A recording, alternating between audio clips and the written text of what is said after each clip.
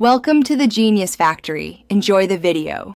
You will start by confirming prerequisites and creating an SSH key pair because keys are more secure than passwords.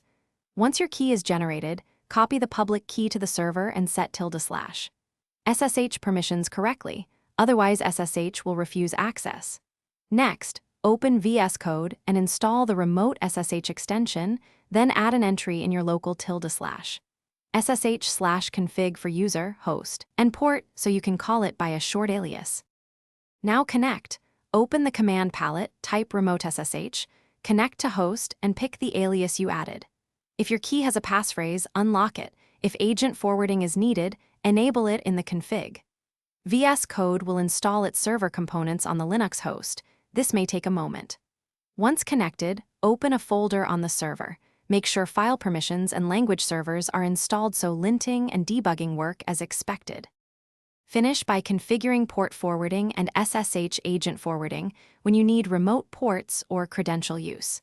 Make sure your workbench settings point to the correct Python or Node interpreter on the server, because local and remote runtimes differ.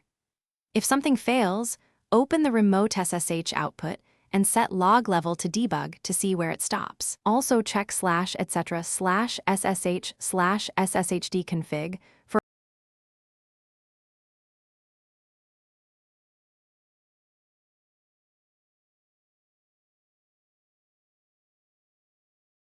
Thanks for watching. If you found this helpful, don't forget to like and subscribe.